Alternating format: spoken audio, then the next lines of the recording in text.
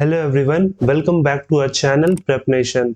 तो आज हम इस लेक्चर में कवर करेंगे 2 और 3 फरवरी के मोस्ट इम्पॉर्टेंट करंट अफेयर के क्वेश्चन और उनसे जुड़े स्टैटिक जी के। तो चलिए फिर वीडियो को स्टार्ट करते हैं, जिसमें पहला क्वेश्चन है, which of the following showcased a table you for the first time in Republic day parade 2023?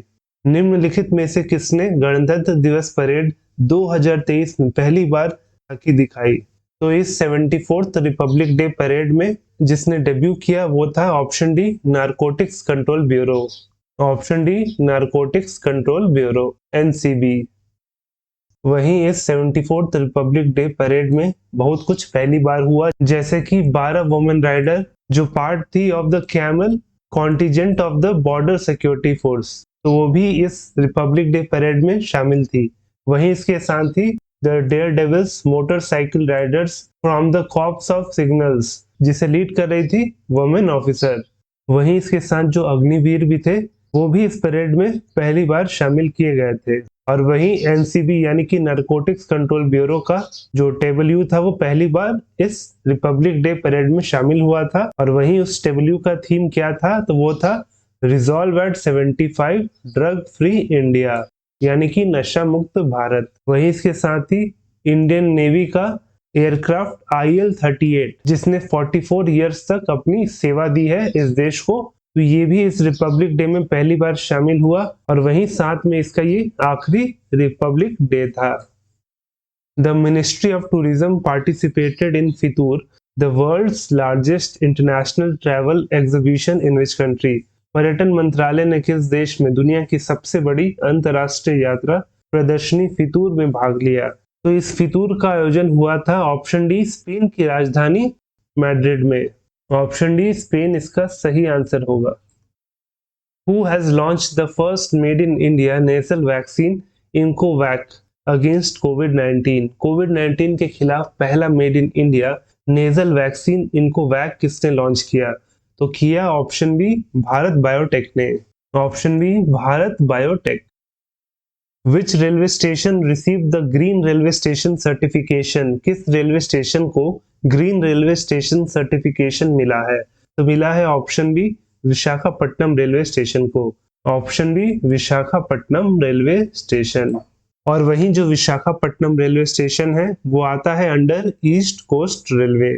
वहीं विशाखापट्टनम से एक और न्यूज आपको पता होना चाहिए कि जो आंध्र प्रदेश के सीएम है वाईएस जगन मोहन रेड्डी जी, तो उन्होंने अनाउंस किया कि आंध्र प्रदेश का जो नया कैपिटल होने वाला है वो होगा विशाखापट्टनम।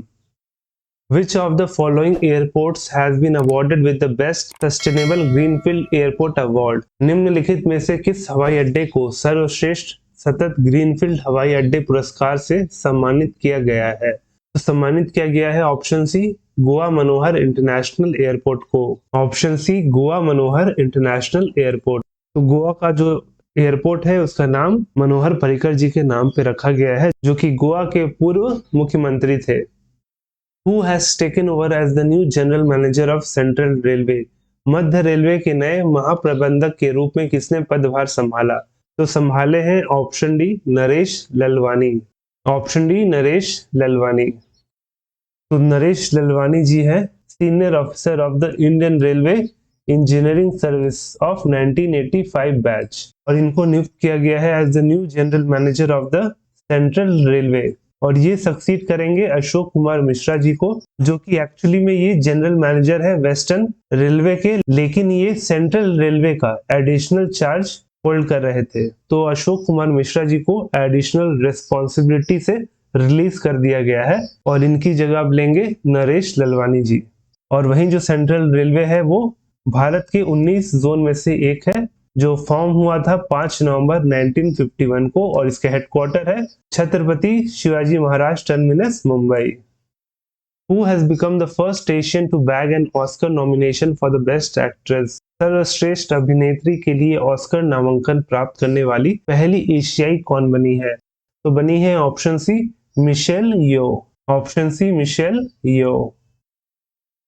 तो मलेशिया ओरिजिन की है मिशेल यो और बनी है पहली Asian to bag an Oscar nomination for the best actress.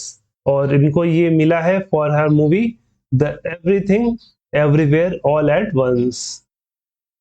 Who has been selected as the ICC T20 Cricketer of the Year for 2022? 2022 के लिए ICC T20 Cricketer of the Year किसे चुना गया है? तो चुना गया है ऑप्शन डी सूर्य कुमार यादव को। Option D Surya Kumar Yadav.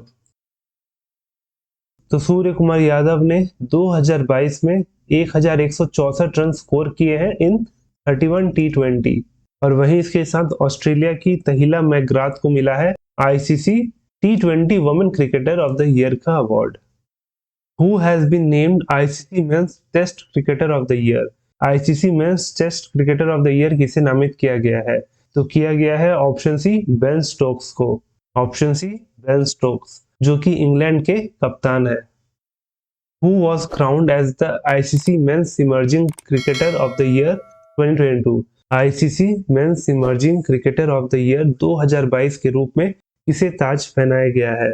तो ये emerging cricketer of the year का अवार्ड गया है ऑप्शन बी मार्को जेनसेन को। Option B Marco Jansen. Marco Jansen जो है वो साउथ अफ्रीका के बॉलिंग ऑलराउंडर है और इन्होंने 8 टेस्ट खेले हैं 2022 में जिसमें उन्होंने 36 विकेट लिए हैं with an economy rate of 3.18 और वहीं इसके साथ जो भारत से रेणुका सिंह है उसको मिला है ICC emerging women cricketer of the year का award. Asif Shaikh of which country has been named as the recipient of the ICC spirit of cricket award 2022? किस देश के आसिफ शेख को ICC spirits of cricket award 2022 के प्राप्तकर्ता के रूप में नामित किया गया है? तो जो आसिफ शेख है वो बिलोंग करते हैं option D Nepal cricket team से। ऑप्शन डी नेपाल इसका सही आंसर होगा। और वहीं जो आसिफ शेख है वो नेपाल के विकेट कीपर है और उनको ये ICC spirit of the cricket award 2022 इसलिए मिला क्योंकि नेपाल और आयरलैंड के बीच में क्रिकेट मैच हो रहा था जिसमें कि इन्होंने रन आउट नहीं किया था एंडी मैकब्रिन को जो कि आयरलैंड से बिलोंग करते हैं। In the India open badminton championship who won the women's single finals? India open badminton championship में महिला एकल का फाइनल किसने जीता? तो जीती है ऑप्शन डी आन सियोंग ने। ऑप्शन डी आन सियोंग। जो आन सियोंग है वो कोरिया से है। वो जीती है women's single title at India open badminton championship और वहीं इस बैडमिंटन चैंपियनशिप का आयोजन हो रहा था दिल्ली के KD जादव इंडोर स्टेडियम में और वहीं आन संग ने हराया है वर्ल्ड नंबर 1 बैडमिंटन प्लेयर जो है जापान से, उनका नाम है अकाने यामागुची। वहीं मेन कैटेगरी में बात करें तो जीता है थाईलैंड के कुनलावुत वितिर्डसर्न ने और इन्होंने हराया है वर्ल्ड नंबर 1 बैडमिंटन चैंपियन जो है विक्टर एक्सेलसेन को जो बिलोंग करते हैं डेनमार्क से। When is the World Wetland Day celebrated? विश्व आर्द्रभूमि दिवस कब मनाया जाता है? तो इसे मनाया जाता है ऑप्शन बी 2 फरवरी को। ऑप्शन बी 2 फरवरी।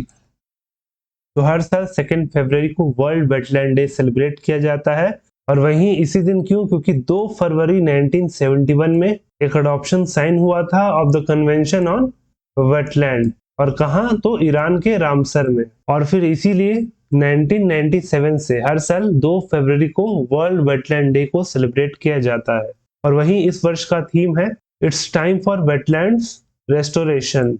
और वहीं अगर भारत के पॉइंट ऑफ व्यू से बात करें तो भारत में कुल 75 रामसर साइट है जो कि लार्जेस्ट है इन साउथ एशिया। वहीं क्वेश्चन आपके लिए है कि in which year Adani enterprise limited was established? Adani enterprise limited की स्थापना किस वर्ष हुई थी? तो इसका सही आंसर आपको नीचे कमेंट करके बताना है। वहीं हमेशा की तरह हमारे इस लेक्चर का PDF आपको हमारे टेलीग्राम चैनल प्रेपनेशन में मिल जाएगा जिसका लिंक नीचे डिस्क्रिप्शन में दिया गया है। और वहीं अगर वीडियो अच्छा लगा हो तो वीडियो को लाइक जरूर करें और आप चैनल पे नए हो तो चैनल को सब्सक्राइब करना ना भूलें।